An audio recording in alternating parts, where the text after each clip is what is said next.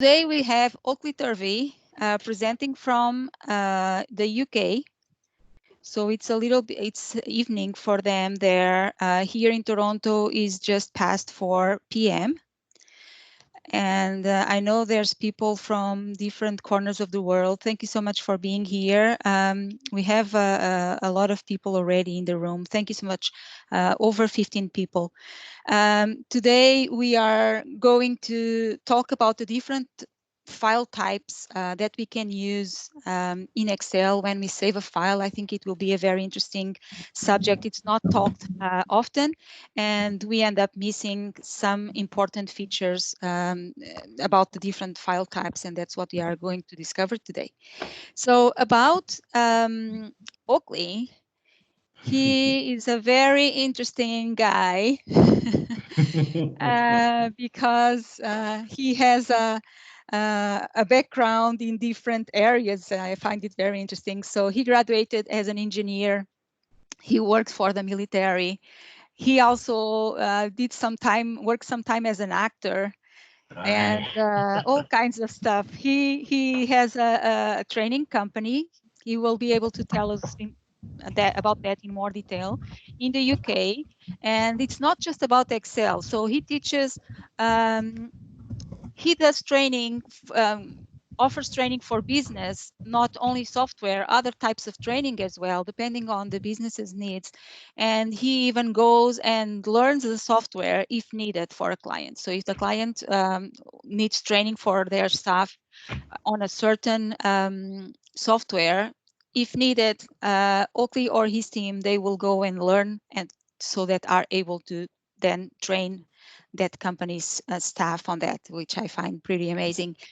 So, and he's been with this company, his own company, for how many years, Oakley, now? 20 years now. Oh, wow. So that's a long story. I'm not going to take him or more time, or all of you more time. I'm going to pass the microphone to Oakley. Welcome. Thank you so much for having joined us today and share your time and your knowledge. We are happy to have you here. Please let us know a little bit more about yourself, and then you can move on. Thank you so much. Thank you. Before I do start, what I'd like to just say is a huge thank you to Celia and her team for organising these events. I'm sure you'll all agree they're fantastic. They kept most of us sane through these very weird times. And a lot of people don't understand and appreciate the amount of time and effort that they put into organising these. They don't just happen by themselves. And as well as Celia running these ones here in Toronto, which I would never be able to attend normally because it's a bit too far for me to commute, there's loads of opportunities for all of us now to share knowledge all around the world. And so a big thank you to anybody in the audience who's organising. I know, Alan, you organise ones in London. There's loads of these events going on all around the world. And as I said before, they don't just happen. So huge thanks to everyone who's been organising them so far. There's also Danielle with us today. And she Danielle organizes the Meetup in Australia. And what time is it in Australia right now? Sure, it's super early in the morning. You've done well to get up so early. Thank you, Danielle. Okay. I'm going to go ahead and share my screen with you guys. I've got a presentation, and I'm going to take you through the presentation. Please, if you do have any comments or questions as we're going through, feel free just to stick them in the chat, and I'm sure that Celia and the rest of the team are going to be looking at the chat, and so you can dive in, interrupt me if it's in the middle of something, and if it's something I'm going to talk about later on, then I'll tell you that I'm going to talk about it later on. So I'm sharing my screen with you guys now, and you should now see that up on your screens. Can you see my presentation? It's not there yet. Now we have it. I have it here. Okay, fantastic. And okay, so here's what we're going to talk about. So a little bit about me. The main thing that you guys need to know is that I'm a self-confessed geek. I love technology. I love new things. I love learning new things. And I actually started programming many years ago on a special little computer called a ZX80, and I'm not sure if any of you guys remember that, but it wasn't very good. My watch now has about 1,000 times the computing power of that computer, and certainly every single one of your phones does. I'm also, as Celia introduced me, as I was a military engineer, and for my sins, I joined the army so long ago when the Berlin Wall was still up. And I used to say when the Russians were still the bad guys. But apparently I can't say that anymore. I've also got a YouTube channel, and I started that about 10 years ago or so, just to promote some software that I'd written, or an add-in, a routine that I'd written for an AutoCAD program. And it took off from there, and I basically started writing videos or recording videos as answers to questions that anybody had. And it was often easier for me to just point people to a video recording of me talking about the answer if I had 10 people ask me the same question, rather than me trying to explain it by email to all of those individual people. Now I run a training company called Academy Training Solutions. We're based in the UK, but we do train all around the world. And I've been lucky enough to travel quite a bit, which I love. And we do staff training generally. So it's not just software training. As Celia said, we do staff training across the board. And our aim is to help people work smarter instead of harder. And I'm sure you'll agree that's a good goal. Now, here's a couple of things I'm going to talk about today. So the first thing I'm going to talk about is the save as file types for Excel. And this is going to be the bulk of what I talk about. Then if I've got enough time, I'm going to talk about Excel and the web. So there's a couple of extra things on there that you may or may not have known already. So let's have a look at this. First of all, how do we save in Excel? So let me just bring up my screen and bring up Excel on my screen. Most of you, if you have a document open, you might say, well, we save by going to File, and then we say Save or Save As. But whichever one we click on, Microsoft want us to save it on the cloud. Now, we used to be able to go into another location, but now Microsoft say, hey, you must save stuff on the cloud. And if we want to go into another location, we have to go browse and then find that location before we're allowed to save. Did you know that there's a quicker way of doing this? So instead of going into File and Save, what we can do is just press F12. So if we press F12, it goes straight into a preset file location. So we can actually change that file location, which becomes our current location, or current directory. So if I go into File, and then down to Options, and then to Save, just here, there's a place called the default local file location. And I can change that to wherever I like. Now, what that means is when I open up Excel for the first time, that will be my default directory. As soon as I go into browse in another folder, so if I go to save or to open from another folder, that folder then becomes my current directory. So I've got this set at the moment to be a folder on my desktop for Excel Fundamentals. So that's a course that we run there. So if I press F12, that's where it goes. It goes into that folder. And I could now hit save, and it would save a copy of this file in that folder. So that becomes an easy way of doing it. So let's just have a look at this. F12 will become your new best friend. It saves a huge amount of time. You're all probably smiling because you already know this. Yeah. However, there's a couple of things that you might not know. So when you're using F12, and let me just click on there, bring up my Excel again. When you're using F12, can you see how the name of this file is what's highlighted? Because the most common thing I want to do when I do the F12 Save As is I want to change the file name. But the next most common thing is changing the file type. So this is that huge long list of all the file types that you could choose to save as.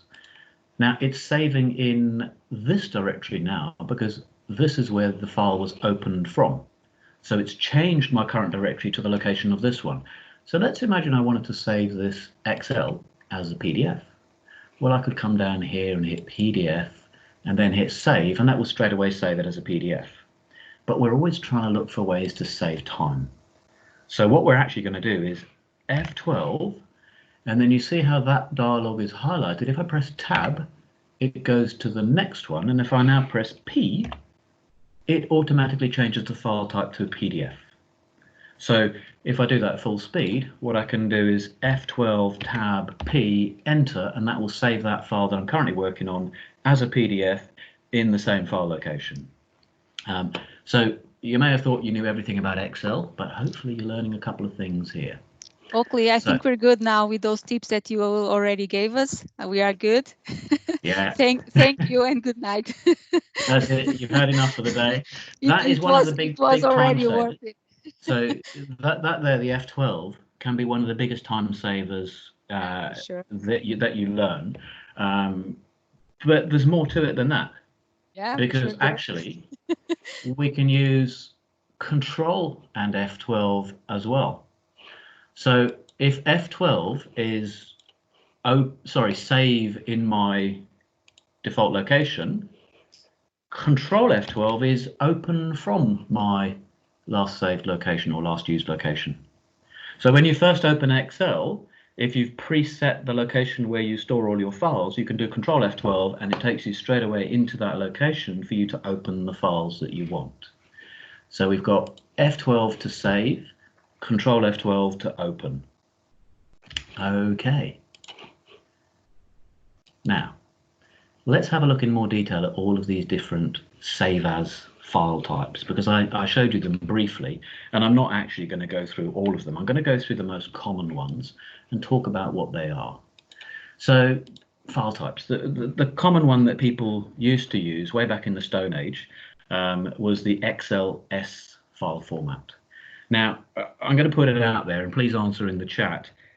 Do any of you still use any XLS files? Do any of you have customers who still use XLS files? Just answer in the chat, but I want you to be really embarrassed if you do, because there's a very good reason why the XLS file format was stopped. There are a couple of reasons, in fact, and it was replaced back in 2007 by XLSX. Now the X on the end is for XML. Now what this is it's the way that the computer displays. So it's a markup language. It's a way that it displays the information for us humans to be able to understand. Now, if all the programs in Office are using XML as their way of displaying to humans, then it's very easy to take something from Excel and put it into PowerPoint, or from Excel and put it into Word, because the display method is the same across all those different programs. And it wasn't just in Office, it's actually across a huge number of different programs that now use XML as their display language, or their markup display language. However, that wasn't the only reason. There was another reason, is that the XLS file format could also support VBA code. So it could run macros, it could have macros saved within that file format. And if you got sent an email with an XLS file, you didn't really know if it had macros on it or not. If you get sent an email now that has an XLSX file format, it doesn't have macros on it. Simple as that. The file format does not support macros at all. Now, when I was talking to people previously, I used to say, well, it doesn't support code. But it does actually support code now. It just doesn't support VBA code. And we know that it does support code. For anybody who does Power Query will know that you can write M code and DAX within part of that query and the data model. So the XLSX file format clearly does support code, because you save those files as XLSX. But those query languages can only execute queries. They can't send emails. They can't look at other programs that are running on your machine, which VBA can do. So actually, for those, they're kind of safe codes to run, safe scripts, whereas VBA is definitely not a safe script to run. But sometimes it's very, very useful. So we've written some code and we want to store it, so we have an XLSM file type, M for macros. Now this is the high level version of the language. In other words, it's the human interface one, and the XLSM is actually not just the code, but it's also a display of what the code does. So it's a normal Excel spreadsheet where you might have a button on there to click to execute the code. Okay, I'll put a question mark next to it because XLSM, a lot of people use that as the only way of storing macros, but it's not. I'll come across a couple of other ways in a moment. This one is quite interesting because it's amazing how many times I talk to people and they say, oh yeah, here's the template we're working on. And it's not a template at all. It's an Excel file that they've called template. So when they open that file, say again? I wonder if it's just me here. Can you hear me okay? Yeah. Now I can hear you. So Excel templates are not just files called template. Can you hear me okay, Celia? Hello? This is Dick. I can hear you fine, and okay. I can hear Celia. Good. I think it must just be Celia's microphone again. So the template file format is a specific format rather than just an Excel file called template. Because the problem with an Excel file called template is when you open it, make some changes, and then just hit Control S to save it, you've overwritten that thing that was your template. Whereas if you have an actual template, so if you're in Excel and you go to File and New, then you see all these templates down here. And if you've saved something as a template, then you can go into Personal and you'll see your own templates in there that you've saved. And when you open one of these, you're not opening the template, you're opening a new file based on that template. So if you then hit Save, you're not overwriting the template itself or the base for the document you're creating or the Excel file you're creating. Okay, the old file format was XLT. And of course, if our template has macros in it as well, then we need the XLT M for macros. Okay, here's another one of those macro file formats that I talked about. So XLAM. This is where we write some code and we save it as an add-in. And we then install that add-in in our Excel. And then every time we open Excel, we have that add-in also running, basically like a small snippet of a file.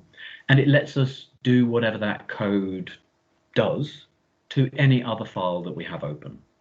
This can be really useful in organizations where, for example, they might have some custom functions or user-defined functions. And it's very specific, it's very useful, but it's also quite dangerous because you might have an Excel file and you've created these wonderful functions and it all works perfectly on your machine. But when you email it to someone else, they don't have that add-in, so they're going to get loads of value errors or name errors because your function is saying something and that machine doesn't know what that function is supposed to do. So it can be very difficult. And I had a guy come in to do an Excel exam a while ago, and he started arguing with me about the fact that he'd been marked wrong on one of the questions. And he said, but that is clearly a function in Excel because I use it every day. It wasn't. It was a custom function, a user-defined function that had been run on his machine as an add-in, and he didn't quite understand that that wasn't part of Excel. Okay, one that's very rarely used is XLSB. Now, B stands for binary. Now, binary is zeros and ones, ons and offs. It's switches. Now, this is what we call a very low-level language. So binary is machine code. This is the easiest language, the quickest for a machine to open, read, and execute because it's already in machine code. If we're just running things that the machine needs to do, like just some code, this makes perfect sense.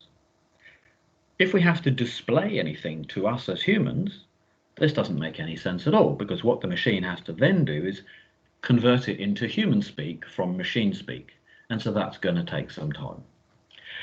However, you've all probably got a binary file running all the time when you're working in Excel anyway, because in Excel,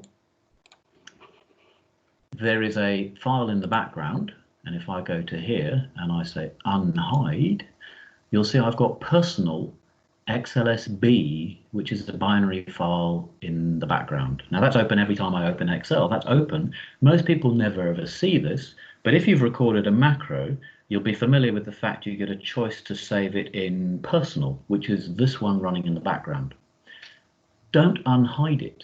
It's hidden for a reason. And the reason is because it's not supposed to have any sheets or anything that displays stuff to humans. It's supposed to just run in machine code. So the purpose of a binary file is to just run in machine code. We've then got a non-specific to Excel file type. In fact, we've got a few of them. So this one is a CSV. Now, you may remember back from that list when I hit the Save As. So I'm going to go back here, hit F12, and have a look down this list. There's actually not just one type of CSV, but a variety. Now, CSV files are just text files, and they are values in text which are separated by a comma, so hence comma separated values or comma separated variables. So that's what a CSV file is. So if I've just got a value and then a comma and then a value, how can there be any difference? Why are there different file formats? Why do I need 4 different file formats for saving something which must be the same thing? Well, think about, first of all, what happens when you get to the end of a row of data? How do you tell the machine to go to the next row of data? Well, actually, different machines do it in a different way. So in a Mac, for example, you might say, do a carriage return, and in a PC, you might say, do a line feed. So there are different technical, programmatical ways that they are different. Also, what happens if within your piece of data, which happens to be text, what happens if there's a comma halfway through that value? Well, if it were just a pure comma separated values, it would mess things up, because when it got to that comma, it would put the next bit in another cell because it would think it was the next value. So within a CSV file type, you also have what's called text qualifiers. So these appear at the start and finish of every cell, which have the human speak in between, and then the comma, and then another start of the text qualifier to tell it now it's again human speak. Now, sometimes that's not what we want, and so we can use just normal text files. So instead of having a comma to separate the values, we might have, for example, a tab or a space or some other character or combination of characters. So we can have a combination of characters as our delimiter, and we can make it so that, for example, if we had tab pipe tab, it's very unlikely that our text fields are going to contain that combination of characters. Now, another one I want to talk about, and probably the last one here, is a PDF. So PDFs used to be really super simple because they were effectively just a digital photo of your screen at the point in time that you took the photo. They've progressed over the years, and now they're much more complex, and PDFs now pretty much contain a whole bunch of different stuff. There's a separate bit to do with the text, and that's to help text readers, screen readers, actually read out the text to you in a PDF. You can have hyperlinks in a PDF. You can have all sorts of things. You can even have layers that the user or the viewer can turn on and off the different layers to see different things in the PDF. So PDFs used to be fairly simple, and it always amazed me how people would come up to me and say, oh yeah, we use PDFs because they're secure. Nobody can change them. And I don't know what they're thinking, because if they can be created, then of course they can be changed, surely. I've always been able to edit PDFs because I've always had Adobe Acrobat, the full version. Now, people who have the Acrobat Reader can't change it because the clue's in the name. It's a reader, it's not a writer. But I've always been able to edit PDFs. And the difference now is you can all edit PDFs even in Word. You can open a PDF in Word and edit it and save it again as a PDF. Now, the crux of this is that from all of these different Save As file types that I've shown you, only 2 of these are actual file types. So you're going to say to me, 2 of them are file types. What are the rest? Well, first of all, the 2 that are file types are the CSV and the text file. So the ones that are just raw files. All of the others are actually archives. So they're bundles of files all zipped up together, but instead of having a zip at the end of the file name as the extension, they have XLSX or something similar at the end as the extension. What's the difference between a file and an archive? What's the benefits? What's the disadvantages? Well, a file, it's much less versatile. If you've ever tried to save from Excel, try to save as a CSV, it tells you it's only going to save the one sheet. It's only going to save your active sheet, which is whatever one you're working on now. So you can't have multiple sheets in a single file. It's not as versatile. It doesn't store the formula. It doesn't store the calculations. It doesn't store any links. It just stores the answer at that point in time when you made the CSV. However, they open quicker.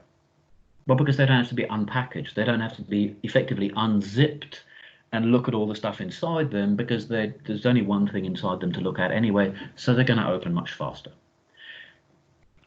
They're much cleaner. Now, they're not always cleaner, but they're generally much cleaner, and it's because you know where to find the data, because there's only one sheet, so that's where the data is. If you're looking for your data in an Excel file, you don't know what sheet it's on. It might be on sheet 1, sheet 2, sheet 3, whatever, and it might be in sheet 3 in table number whatever, or table name whatever. So much cleaner, much easier to find generally. And I say universal, it's not universal. We've discussed that already. So a CSV file, we've already seen that there are 4 different types of CSV file, but they're pretty much universal. What about Excel? They need to be unpackaged. So every time you open an Excel file, you're not actually opening a file, you're opening a whole package, unpackaging it, and then you're looking at the different files bit by bit. They're generally specific to an app. So not just Excel does this, actually most programs do this. They package all the related files together and then save it with an extension, but they're all actually archives. Specific to app. Now, what I'm going to say here is that Excel files, for example, you should only open them in Excel. You shouldn't open them, and a classic is people open them in numbers on a Mac, and then they do something to it in numbers and then save it again as Excel. But what they don't realize is that that file doesn't now have everything that it had in it when you sent it to them. A classic example is if a file has code on it. So you send it to a Mac user, they open it up in their numbers, they make some changes, and they save it again, and it doesn't save the code, so you've wasted hours of work. But huge benefit of an archive is you can have multiple data sources and sets within it. So you don't just have one set of data, you can have multiple sets of data. You can store links, formulae, comments, pictures, charts, styles, all this wonderful stuff that we've got so used to seeing, and we expect to see, but we shouldn't expect to see that in a file that's just got data in it. So you can see the difference between these 2 file formats, which might be good for just raw data and which might be good for the display of a summary of that data, and you might get some idea of which you should be saving and working in. The other thing about the Excel is it can have code on it. Text files can't have code. Excel files can have code, provided they're stored in the right format. And that code can do very clever things, like it can execute the code on a specific action. Now that action might be an event, which is a clock ticking over to 12 o'clock. And at 12 o'clock, that code runs every day. Or it could be on me opening a specific worksheet, that is the trigger or the event which executes that code. Okay, I can hear you saying, don't believe you, prove it. So I'm going to do that. Not just once, but twice. So I'm going to open an Excel file here, and this is just an Excel file. I've called it archive. It doesn't mean it is an archive. And it's got how many sheets has it got? Well, it looks like it's got 3 sheets. If I right click here, I don't have the option to unhide. So I'm going to say to you, yeah, that's got 3 sheets. However, if I do Alt F11, and bring up my code window, you can see here that it doesn't have 3 sheets. It actually has 4 sheets. Now one of them is called secret stuff. Now the reason we couldn't see that in the Excel itself is because the sheet or the workbook has been protected. It's had the structure protected. So of course no one can ever see what's in my secret stuff unless they know what they're doing. So if I type in this workbook, sheets, and I just have to have a look up here and say, what sheet number is it? Well, it's sheet number 3, and take all the cells and copy them. Press enter. Guess what? It's done it. So I can now go back here, go to this empty sheet, or go into a new workbook, and then click up here and just simply say paste. And that's pasting all the stuff from that other sheet that was hidden and protected, but that doesn't mean it's secure. Now, that was just a sort of a by-the-by to show you something about the security of it, but the reason I was able to do that is because they're saved as separate files. So let's demonstrate this in the best way possible. Here I've got a file which is called my Excel file. I'm going to click on it once, and then I'm going to rename it, but I'm not going to rename the file. I'm going to change the extension type. I'm going to change it to a zip. Press enter, and I get a warning message on my screen saying, "You're a dumb human. Do you realize this is going to do something dangerous?" And I'm going to say, yes, that's why I told you to do it. Now here is this file as a zip file. So I'm going to right click and I'm going to unzip it. So I extract everything from that file. And when it does that, I can now see that within my Excel file, which is now treating as an archive, I can see all of these different component parts of that file, all stored as multiple files within. Now, here's an interesting thing. If I go to the right place, and I know where I'm looking, I can actually see here a tag that says workbook protection, lock structure. Now, at the moment, I've just opened it in a browser, but if I opened this in an XML editor, what I could then do is just change the 1 to 0, and the lock structure is now not turned on. Or I could delete the password, so everything between those quotes, and it will have a password of nothing. In other words, it will still be locked, but it won't have a password. So that's hopefully showing you some of the things that you can do because of the way it's packaged up. Okay. Who cares? Who really cares what file format you save in? Well, actually, we all should. As the data gets bigger and bigger, you've seen that because it's an archive as an Excel format, it's going to take us longer to open. So we should all care about our data being stored in the best and most efficient format. So as more efficiency is demanded, and it's demanded of us, the supposed experts, yet we need to know which is the best file format for that specific type of data. As code becomes more common, we should know which of those types of storing the code will suit this particular routine that we've written. If it needs to interface with some kind of visualization, then it's XLSM for macro enabled. If it's just code that needs to run by itself, it's an XLAM or an XLSB. Now remember that we geeks are supposed to be the expert, but do remember what an expert is. So an X is a has-been, and a spurt is a drip under pressure. Okay, so now you're going to say, well, what do you use? Oakley, what do I use? Well, it's kind of like asking a builder, what's your tool? What tool do you use? The builder doesn't use a tool. The builder has a toolbox with lots and lots of different tools, and they use the tool that suits the job they're doing. And that's exactly what we should do. So we should suit the file type to the content of that Excel workbook that we're working on. So if we've got big data, now I'm referring to here files that contain 50,000 or more rows of data. That's big data. We don't want to have that in an Excel workbook because we don't have to unpackage it before we actually get to that 50,000 rows of data. We want it to open as quickly and efficiently as possible. And in fact, none of the Excel formats are best for doing that. The best thing is linking directly into the data source. Unfortunately, most of the time we're not allowed to do that in case we delete something, because then it's gone from the database. So we're generally given an output that's run as a report from the database, and that's what we work on. Now, a lot of the database technicians say to the person who's consuming the data, they say, how would you like this? Would you like it as Excel? And of course, people say, yes, of course I'd like it as Excel. That's what I'm going to open it in. But that's not the right answer. The right answer is you want it in the file format that's going to open the quickest possible on your machine.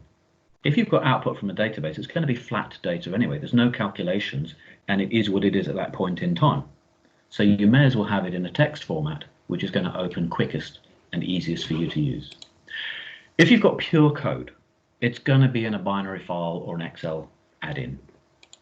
If you've got visual reports, this is high level, this is human speak, human interaction, so it needs to be something that humans can see. 9 times out of 10, probably even more, it's going to be XLSX, just a standard file format. However, you might have buttons on the screen that you need to click on to execute code, in which case it's going to be XLSM, so the one that enables macros.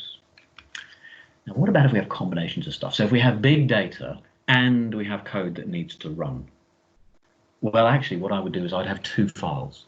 So I'd have the one file format, which is the text file for the big data, and then I'd probably have an add-in or a binary file to run the code.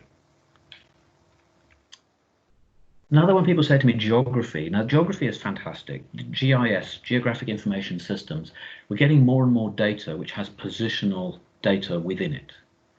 This is brilliant for informing almost every single business decision, because knowing where your customers are, where your stores are, where the bulk of your money is being spent and made, this is fantastic. But most of the time, I don't actually use Excel for it, because Power BI does this a whole lot better. Tableau does it. I don't use either of them normally either, because what I use is something which is specific, a program that's designed to do this and has done it for years, and it's called MapInfo. Now, ask me the same question in 5 years' time, and I'll probably say to you, no, I use Excel for that. Because Excel have recently started getting better and better and better at doing this, but at the moment, they're still pretty rubbish. Power BI does it much better, but MapInfo is still the proper tool to use for doing that. Okay. I'd like to take a quick pause there and say, does anybody have any questions on these different file types so far? Celia, has anybody come back with any questions so far? Can't hear you, you're muted, I think.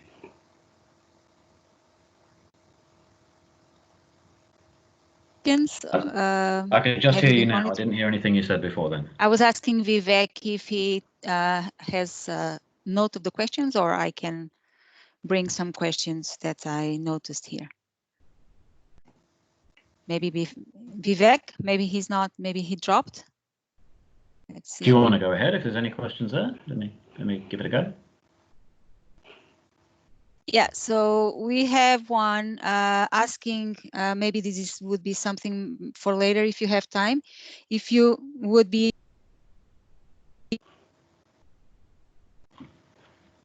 Sorry, you've frozen up there. I can't hear you.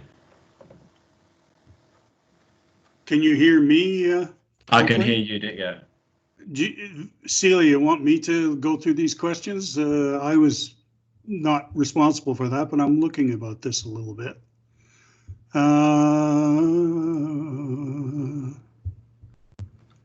They're mostly statements, not questions.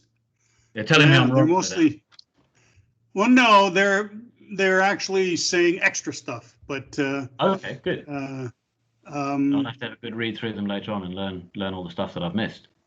There was a question from Mark. Mark Proctor says, when using a file open password, the Excel file is encrypted. What impact does that have on performance, and how secure does Oakley think the encryption is? Encryption is much better than password protection. So in the old file format, the XLS file format, I could just go into the VBA and turn off the password protection with a single click. I just say password protection false rather than true. With encryption, it's different. Encryption is much harder to crack, but it's kind of like saying I've got a big glass door on the front of the bank, and it's got a big lock on it, so my money is secure. If somebody really wants to get in, they're going to get in. And if they can't get in through the door, they'll get in another way. And if your file is encrypted, it makes it more difficult, but it doesn't make it impossible. So there's lots of tools out there that you'll see. It's a lot more difficult than it used to be, but it's still possible. If I can get into the file at all, in other words, if I've got permission to view the file, it doesn't matter what you do to it, I can do what I like within that file. So if you put structural protection on, I've just shown you that I can actually get into the file and copy the data from a sheet, because if I can get in to view the file, then I can see everything within the file and do what I want to it. If the whole of the contents of the file are encrypted, then when I get into it, I can't read it because it's all gobbledygook. So it makes it much more difficult. But like I say, I can then run a program, I can run something to crack it, and it will just try every possible combination of passwords. And there's only a limited number of keys on your keyboard that you can press to make a password. So it doesn't take that long to actually get the password you've put in. Hopefully that's answered it. In a nutshell, I say to my students, I say, if you don't want somebody to see something in Excel, don't put it in there. That's the only real way of doing it. Were there any other questions on related stuff? Yes, Sorry that I exactly. dropped down. I'm back. Sorry for the interruption. You're back. I'm not sure which question was done before. You were answering. I just answered the one on security. So somebody asked something about encryption. Okay. Christian is asking about the personal XLSB file, if you are able to give a little bit more of details on that. Okay, so the personal XLSB file, for some of you, if you go into your Visual Basic Editor, so if you do Alt F11, you don't actually see it there.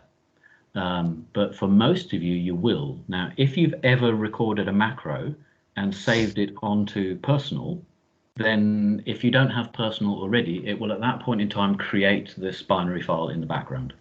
Now, it is just a binary file, and from that point on, every time you open Excel, that file will also be open in the background. So let me just demonstrate this in my Excel here. So if I go into my Visual Basic window, you'll see that there is my personal XLSB. Now, this is just a list of all the files I've got open at the moment, and if I click on the plus, it shows me the component parts of that. Now, at the moment, I don't have any code saved within my personal XLSB.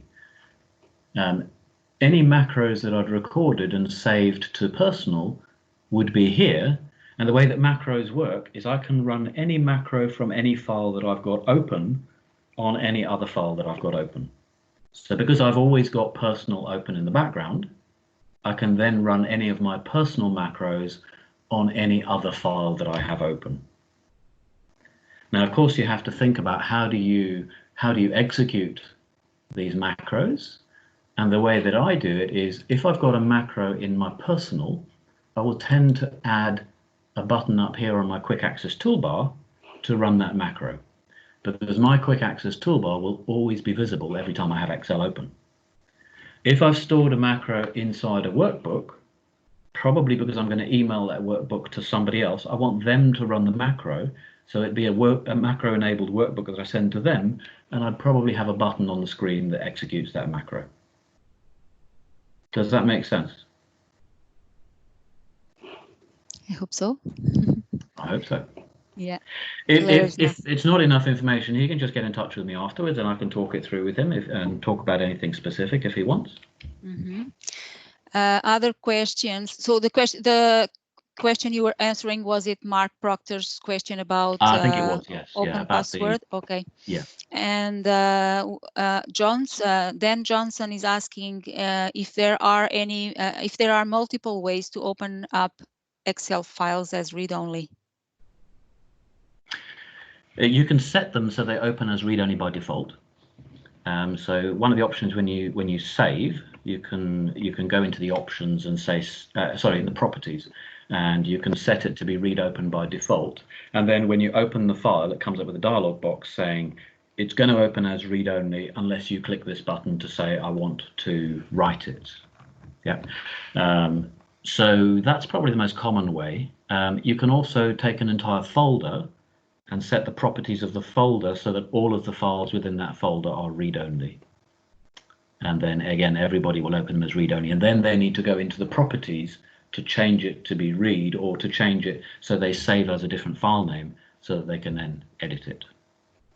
Now, I'm not a huge fan of read-only, and the reason is because you can still open the file, and you open it as read-only, and you then work away and you make some changes, and then you forget that it was read-only. So you save it with a different name, because maybe that's what you do. You save a different copy every day with the day as part of the file name, but you don't realize that actually that's no longer the same file that you're working on.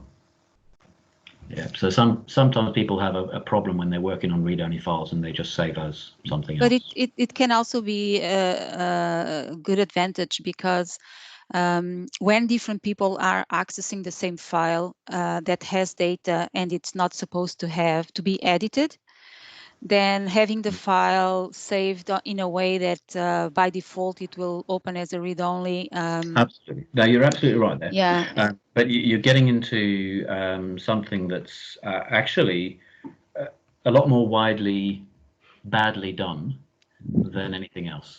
And we're talking about data here.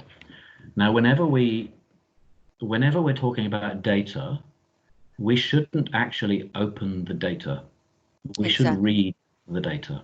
So we should never ever open a data file as editable, as read-write. We should only ever open a data file as read-only. And the best way of doing that is using Power Query. Because whenever we're using Power Query, we never actually open the file as read-write. We always open it as read-only. And that means multiple people can be opening the file at the same time, because everybody's opening it as read-only. It also means that if somebody else is accessing the same set of data, what I don't want to be doing is putting filters on it, which is going to affect their report because they're looking at the same data. I don't want to be doing anything to that data. I just want to look at it.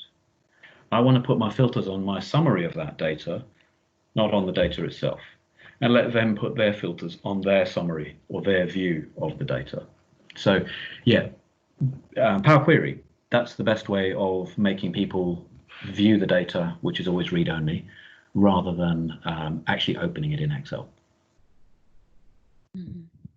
Hopefully that was a reasonable-ish answer. Yeah, the thing is that not everyone is that knows Power Query yet. It's a battle we need to take and instruct people. If we're talking about Excel professionals, it's something that everybody should be getting into, everybody should be beginning to understand.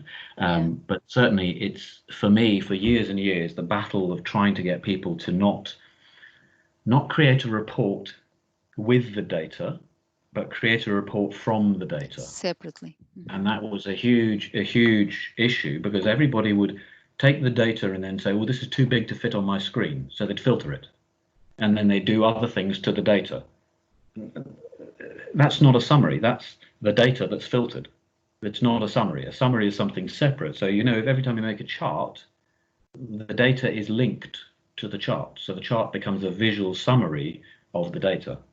And that's what we should do with any of our data, is when we're turning it into a report, we're summarizing and we're looking at a view of the data. We're not actually looking at the data itself anymore. So yeah, Power Query is the answer. If people are not doing it yet, you can set read-only properties on a folder and all the files within it, or you can also, when you're saving an Excel file, you can go into, there's an extra button whenever you're saving, and you can say open as read-only by default. Okay. Is there a better way to make Excel files shareable and editable for a group of people without affecting too much performance? Vince is asking. Yes and no. I mean, the biggest limiting factor that I found is actually nothing to do with Excel. It's to do with network speed. So if you're talking about sharing, you're talking about actually what happens when you share a file. So let's just talk about Microsoft's idea of a shared file. So if you want to share a file in Excel, you need to save it on OneDrive, first of all. So when you then share the file, actually what you're doing is you're viewing, not 100% technically correct, but you're viewing that file being open on the server. So anybody else viewing the file at the same time, they're also viewing that file open on the server. So both of you are draining bandwidth in order to be able to see what's effectively a video of that file running on a server. And that's how you can see these little different boxes coming up saying Johnny's editing this cell here, Billy's entering that one there, Mary's editing this one down here. So you can see all these things because they're not editing it on your machine, they're editing it on the server, and you're viewing everybody editing it on the server at the same time. So the first thing is bandwidth. Bandwidth is horrible. Where, especially at different times of day when there's different demands on the internet, if you're viewing within your company, it works much better if you're plugged in than if you're on Wi-Fi. If you're sharing with 1,000 people, it's better if only 10 of them are online at any one time, rather than everybody online at the same time, all trying to fill in their pay forms at exactly the same time on Friday. Yeah, I've got an example I'm going to show you in a minute of one thing that I did to get around that. So if you're talking about inputting data, shared Excel files are not great for that. So the example I've got is by doing it through a web page, and this can actually handle tens of thousands of people online at the same time because it processes so much faster. And what it's doing is the machine is adding their input at the bottom of a CSV file, and I've then got an Excel file that looks at that CSV file to get the data back out to run a report. But I'll demonstrate that working in a minute. Yeah, I think you can go ahead. I don't see any new questions. I'm not sure, Vivek, if you see any new question. I'm not sure if you are with us. It seems you are, but if you see any new question, let us know. Okay, cool. If you, how are we doing for time, by the way? We are hitting 1 hour, and the session is scheduled for up to 90 minutes. So okay, we'll be done before another 30 minutes. Okay. Okay, so I'm just going to move on to the next part of the presentation, which is Excel and the web. Now, one of the things that I didn't talk about earlier is the fact that we can save Excel as HTML. So HTML is the markup language which converts all the files on the internet into stuff that our browser can view. So let's just have a look at this. I'm just going to try and bring that Excel up again. Now you notice this is an Excel file which has multiple sheets, and I'm now going to do my magic trick of F12, and then I'm going to do tab, and then I'm going to do W, because I happen to know that the web page option begins with W. Now let me show you another trick. I forgot to show you this one earlier. If I want to save as a CSV file, I would have pressed C. So I would have done F12 tab C, but if that wasn't the CSV type that I wanted, I'd press C again. And it goes to the next one in the list that begins with C, and again, and again, and again it starts back at the beginning of the list. So if you know what the file type you want to save as is, and you know the button to press, then go ahead and do it. So F12 tab W will save as a web page. Now this, if I just save it as a web page, it's only going to save the sheet that I'm on, so it saves my active sheet as a single HTML page. Now that's not much use to me. What I can also do is I can say publish rather than save. And if I now publish, well, then I get a choice of what is it I want to publish. Well, the items on the sheet called data. No, I want to publish the entire workbook. Now this will publish not only the entire workbook with a separate HTML file for each individual sheet, but it will also have another file for all of these different tabs, so it becomes active. And I've also got the option to say auto republish every time the workbook is saved. And if I just saved as HTML, my file that I'm working on would now be that HTML file. So because I'm publishing and I say auto republish, every time this workbook, the XLSX file, is saved, it will republish, which is fantastic. Now I can change this location, and I can browse, and I can actually go to a location which is my company website or an intranet site, and actually be publishing the data to there. I'm just publishing on my desktop, and so we'll see what it's going to do. And there it is. So this was sheet 1. This is the control bar, and when I click on there, it shows me the data that's on the other sheets. Now, personally, I never really use this, but it might be useful to somebody. I can see the benefits of it, but bear in mind that none of the icons in that are active. So it's very much a flat copy at a point in time. So here is the file that was created, the drop downs, and there's also created a folder which is full of all the other HTML files, which are the different sheets, and that tab strip that I talked about, and a whole bunch of other stuff that you don't really need to know about. Okay, so that's us saving our Excel file as HTML. Now you may know, of course, we talked about getting data using the Power Query. We can actually get data from a web page, HTML, and bring that into our Excel document. So I'm just going to go to a website here just to demonstrate this. So I've clicked on there, gone to a website, and this is just a foreign exchange website. And there's a couple of reasons I use this particular example, so I'll talk you through them as we come to it. And I'm not just going to use this page here. I'm going to go to a page within the website, which is called Currency Charts. Now there's two things structurally on this page that contain data. The first of them is the whole website itself. That data is HTML. It's basically all the text and everything you see. The second is this table here, which contains changing data, and this data is refreshed every few minutes. So it shows me the exact current exchange rate.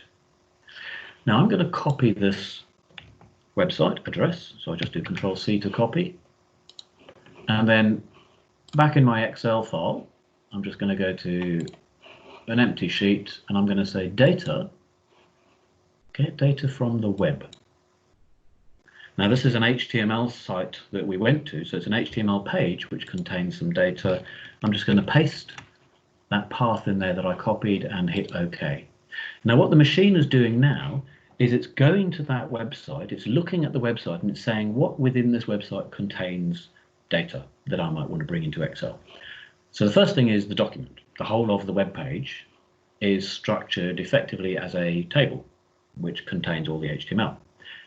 That table has a child, which is another table, which happens to be this one here, which is that one there that I showed you. Now that's the one that I want, so I'm going to bring that one in by saying load to, and it's loading it into a table in that location there, and I don't need that in my data model. Now again, my machine is looking at that website, it's gone to get that data, and boom, here it is in my website. Now every time I hit refresh, that data will change to reflect what it now is on the website. So I can also right click here and set a refresh schedule. So I can say refresh every 60 minutes or every 10 minutes or however frequently I want it to refresh. And that can be really useful. The other way I can do it is just by hitting the button over there just to refresh, loads of data, and if you were quick enough you may have seen those cells change. Now what this is very useful for is I can actually take a number over here and then work with the formula. So I could say this equals that one times whatever that rate is. And now as I change this number, so this would be my euros,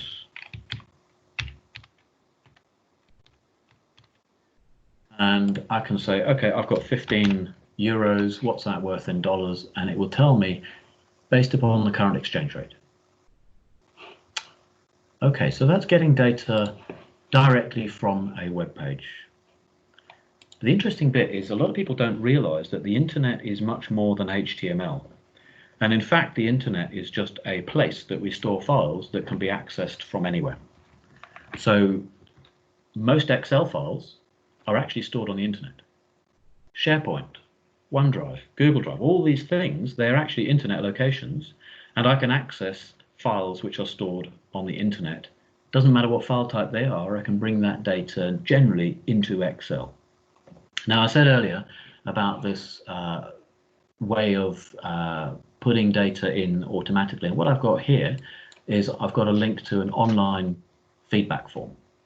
So this could be used for any variety of things, and what I've got here is one that we use for our training evaluation. So at the end of a day's course, we'll have all the different students on all the different courses and they get this same link, and they can just go ahead and type in their answers for the course, and at the bottom they can hit send message. And when they do that, what happens is my server, not their machine, will actually write to the data to a CSV file which is stored on the internet. And actually what it does is it opens the CSV file that's there already, adds that one individual's data underneath, and then quickly closes and saves that CSV file. All of that happens in a fraction of a second, and so we can have hundreds of people online at the same time, and as long as they don't hit that go button at exactly the same point in time, it's not going to cause a problem. And if they do, it just gets bounced back, and then they hit it again and it works. Now that information is now stored on the internet in a CSV file, but it's protected by my server because permissions have been allocated to the area where that file is saved. Now here I've got an Excel file which is running Power Query, and it gets data from that CSV file. So you see here it's retrieving the data, and eventually it's going to put the new line of data in there, and that's the one that I've just filled in, and you'll see it's just after 10 o'clock here in the UK. So that's the line of data that I've only just filled in, and it's filled it in, and I can then run reports and have charts and everything based upon this data, which is the feedback coming from students. Now that can be very useful. It might be something that is something that you want. It's similar to SurveyMonkey, and the main reason I did this, I said to Celia the other day, the main reason I did this is I didn't want to pay to have a subscription with SurveyMonkey just so that I could get feedback from my students. So it makes much more sense for me if I could just write something myself and get it done automatically. Okay, it is 10 o'clock over here, almost time to go to sleep. Hopefully some people are still awake. I'd just like to say, I hope I've given some of you some new things to think about, sort of demystified a little bit of the differences in the file types, file formats, opened your eyes as to some of the things that you can do with the different file formats. But do bear in mind, there's lots to take away from any training session, and it's much better to remember that something can be done, that a certain thing does exist, rather than trying to remember the details of how to do it. Because that way you can take away more things that you remember that can be done. If you know they can be done, you can look them up. You can ask people, how do I do this? You can, if you want to, you can come back to me and say, you mentioned something about this, how do I do it? But if you just remember how to do it, you're probably going to remember one thing and the detail of how to do it, rather than 10 things, and then you can look up how to do them. That's a very good one. I totally Okay, if you do have any questions, you can get in touch through our website, or get in touch through Celia. She'll forward a message on to me. If you go to our website, on every single page, there's a little contact form there. And do make sure you fill in the details properly. If you've got an email address in Russia, I'm afraid our spam server just deletes it. If you haven't filled these in properly, if you don't have numbers in the telephone field, it's going to go into junk mail, and I'm probably not going to get it. But this is pretty much the same as I've just shown you. So when you hit submit, that message gets, in this case, it sends an email rather than putting it in a CSV file, but that comes directly through to me. Okay. Thank you for your time. I hope you found it interesting. I hope you've learned something new. Stay safe, stay well. Any final questions for me? Let's see. Anyone wants to make a comment or ask a question? And if you'd like to turn on your video I'm just going to do that. Stop tiles sharing. now. Yeah, I think you can do that. That's the whole purpose of us using this meeting format instead of a webinar format, which we have been considering. But we are still using this one because it allows us to chat more freely. How was that? Does anyone want to make a comment? Anybody still there? Anybody still awake? Danielle, you're still awake. That's great. We now have 9 titles on Teams. Before it was just 4. Now we can see 9 people. Oh wow! Oh, I don't know. At least I can see 9 people on my. Now it's 6, but I think it will come up to 9. I know this is trying to catch up with other technologies like Zoom, where it shows a lot more people. Thank you so much, Oakley. I think for me it was like I said, after 1 minute or two, I had enough information for the rest of the night. Some programs are like that, and I've had that experience quite a lot with different programs, something like Visio. Or I've had people who, within the first 15 minutes of the course, they say, right, I just need to go back to work now because you told me everything I need to know in the first 5 minutes. But then you just say, well, hold on a second, it gets better. Don't just judge me on the first 15 minutes. It's going to get better, and you're going to learn even more things. But then, of course, it's the challenge of trying to remember everything. When I first started training, I sat down and did the Excel courses that the company ran. And I did the Excel basic, intermediate, and advanced all in a week. And by Friday, my head was just exploding. I had no idea there was that much in Excel. And now I know that was really just scratching the surface. There's so much more to Excel than just those simple courses. And we sometimes get delegates who come up and they say, okay, so we've done the advanced course, we've done all the Excel now. And it's a case of, well, hang on a minute. No. You've finished the beginning stuff of Excel. It's kind of like, you've done your A-levels, now you need to go to university, and then you need to go into the workplace and learn how to use it. So there's just, I say to people, it's like walking through a house and knowing every room in the house. And then you open the back doors and you say, oh my word, there's a yard outside. Yeah. And there's, Power Query is a bit like that. When you get into Power Query and you open the doors and you're like, oh my God, there's a whole other world out here that I didn't know about. Exactly. And I totally agree when you were saying that's a point that I make a lot of times also. It's more important to know what is possible to do with Excel than and knowing exactly how you can do all of those things. That's when my perspective about Excel changed, was exactly when I started to realize all the different things that it could do that I wasn't aware. And so I started listening to a lot of people on YouTube and other channels and blogs and all that, and taking some courses. And I just try to absorb as much as possible about what can be done. And then when it comes the opportunity to use it, not only I am aware that I can use it, because otherwise I wouldn't know. If I don't know what I can do, I'm never going to use it. I won't even or consider. you'll try and find your own solution, your own way of doing it, which is kind of like reinventing the wheel just because you want to drive down to the supermarket. Exactly. So then when we have the opportunity, we just need to find a way to grab the information about how we can do it. And Google is fantastic for that. Exactly. The other thing I tend to say to people is don't get too hung up on trying to use the help system within a program. Doesn't matter what the program is, because the help system is generally written by the same people who wrote the program, and they didn't think that was a problem, so they understood it, so they're not going to be able to articulate the answer properly. Whereas if you look on Google, you're going to find a whole load of other people who had the same issues you had as a user, that the people who have programming brains might not have understood as a problem. But a tip on using Google, particularly when you're looking for code, is don't copy the first piece of code you find, because that's the same problem that you've got. That's the bit of code that doesn't work. That's why you found it when you Googled your bit of code that doesn't work. Make sure you scroll down until you find the answer with the bit of code that does work. Yeah, because particularly when you're struggling at 3 a.m. in the morning and you've got to have this thing done by the next morning, you kind of forget that and you just grab the first bit of code off the internet and then you wonder why it doesn't work. Well, it does exactly the same as your bit of code did.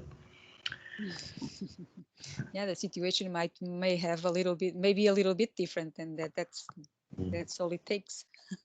But the other thing that I tell people is, if you're working on a program and you're wondering if there's a quicker way of doing it, there is. So you might just not know what that quicker way is. But if you're doing something for the second time, actually the machine should be doing it for you. So if you do something first, it's unique, you need to do it because the machine doesn't know what you want to do. But anytime you have to repeat yourself and do that same series of things again, the machine should do it the second time and the third time and from then on. Now, that's in its simplest form, that's just recording macros, but it's automation generally, and that's why you're using a machine in the first place, is because it does the automation much better than we do as humans. Exactly. Any comments you guys would like to add to the conversation? Everyone's Yeah, hi, it's Danielle. Thank you, Oakley. That was fantastic. There was some really good nuggets in there. I really enjoyed that, and I think that Excel is one of those things when you spend, your whole career using Excel and learning Excel, and just when you think you've got the hang of it, bring out new features. So it's always changing. The constant. Or somebody says something that you think, oh my God, I should have known that. Exactly. I'm always, if I've got other trainers in, even when they're teaching a basic course, I'll sit at the back of the classroom, and just so that I can learn new stuff from them, because it's amazing that pretty much every day I learn something new about Excel that I just didn't know. And sometimes I learn stuff that I used to know, but I've just forgotten because there's so much other stuff coming in and pushed the other stuff out. And that's quite interesting when you see stuff that you've forgotten. Yeah. All right. Any other comments? Alan, you're smiling. You have anything to add to our conversation? I'm always smiling, Celia. Which is good. You are. I've noticed that about you. The smiley guy. Just to say thank you. I think that was really good. Lots of information. And no worries. Thank you again for organising your meetups as well. Had you two meet before, Oakley and Alan? No, and I'm not trying to copy you with the shaved head either. That was just because my hair had actually got quite bushy and I got fed up with it. So I just 2 weeks ago today I just decided to shave my head, and now it's growing back. So yeah, I call this the Corona cut. Everyone's complaining about the hairdressers being shut. So I don't know what you want. I know, and that's why I just shaved it. I thought I can't be bothered with this. I don't have a problem. You're like, what's a hairdresser? It's me. You wanted to before then Oakley says last words that he might want to say, and any contact information, any other last information. I'm just going to then just remind you about the next session. It will be on the 27th, May 27th, with Karen Abesia. She is from Brazil. And if you check her website, you will see that she's specialized on dashboards. She does all kinds of crazy stuff with shapes and charts and all kinds of different things, and mixes a lot of effects, not really with a lot of advanced, not necessarily with code, not necessarily with Power Pivot, Power Query, I mean. Sometimes it's she gets a astonishing result with just playing with the shapes and all kinds of colors and all the different features, combining all the different features in Excel. So I think it will be a very interesting session. I'm curious to see what she is bringing us in detail, and but that's our next session. After that, we are planning to go and to become on to bring our sessions on a bi-weekly basis, approximately, instead of weekly, because we are now getting to a point where everybody's going back to work and it's getting busier than before. So it's difficult to manage running weekly sessions. And that's it. Thank you so much for joining us. I think it was a great session. I hope you enjoyed Julia, it. can I just mention the session that we've got coming up on Wednesday? Sure. Yeah, it's just about how to supercharge your Excel and make your Excel run as fast as a race car. So wow. I just popped the link in the chat if people want to join us. Yeah, Alan, do you want to also share with us your the next session on in London, please, since we have you here?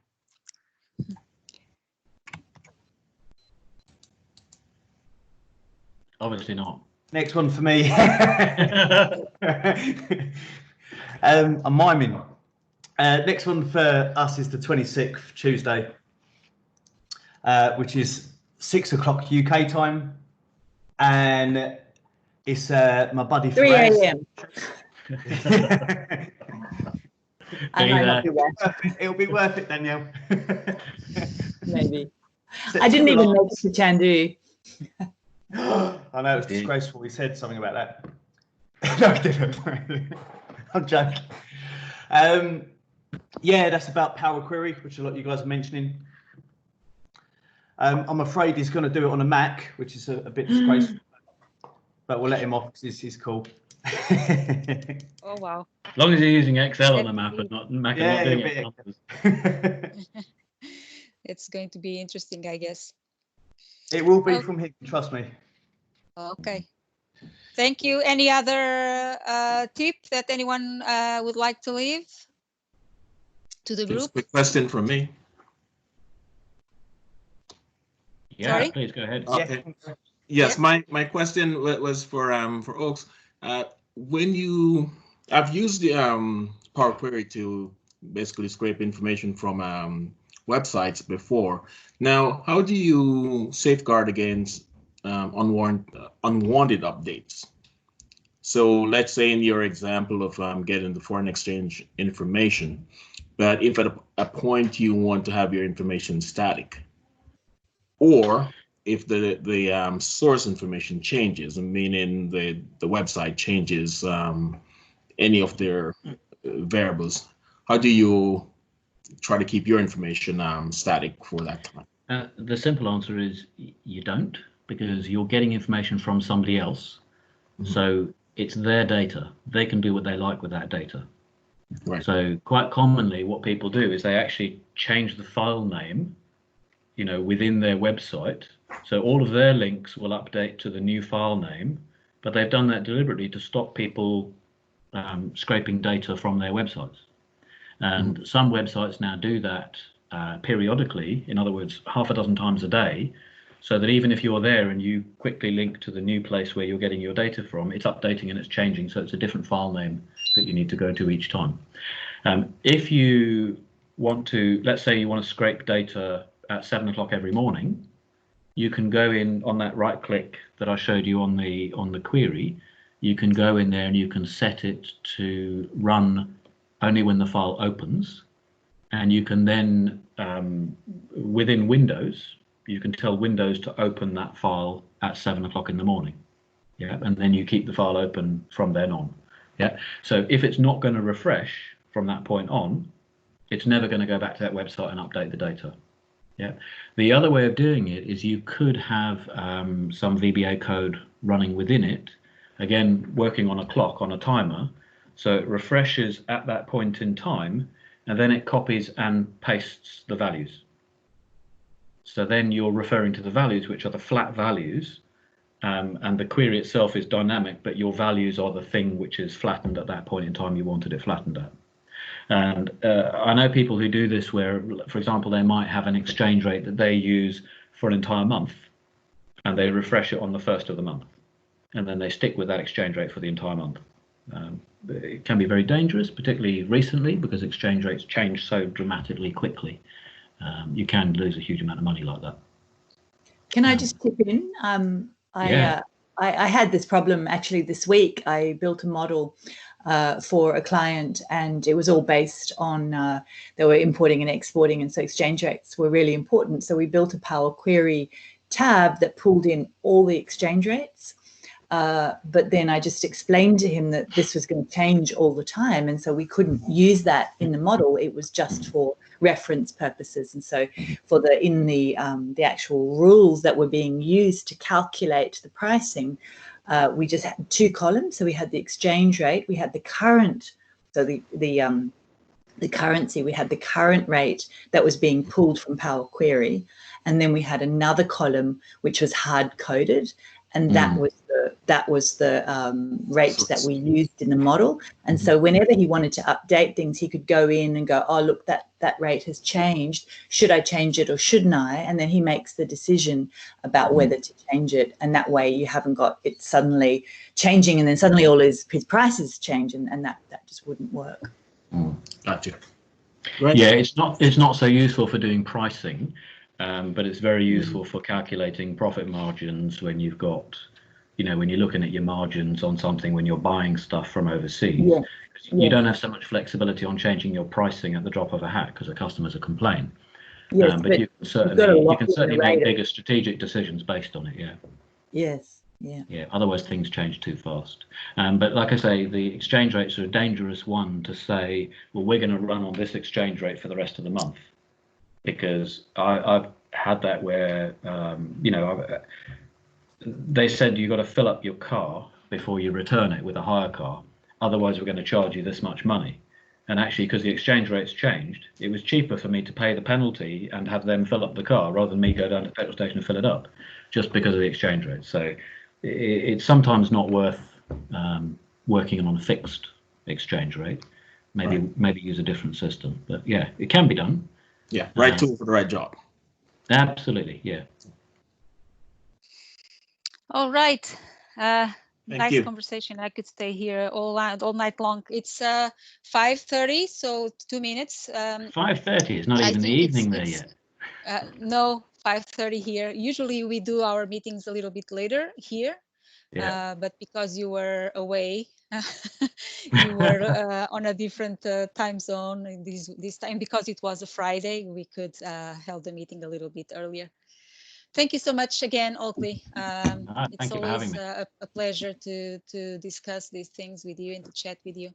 Any further information or just say goodbye, and then we can end the meeting right there. And thank you everyone for joining. Thanks everyone for attending. Thanks for listening. If you do have any questions, just fire them to Celia or go to the website, Academy Training. And yeah, if you fire them to Celia, I'm sure she'll pass them on. You can count on that. I will be sending an email as usual with a recording. Let's hope everything went well, because my internet today was not so good. I dropped off the meeting a few times. It seems that it kept recording. We'll see. Hopefully it was recorded in full, because for sure there's a lot of value that people might want to refer to and see the video later. And just on the security side of things, don't get too tied up with the security. Don't worry about it.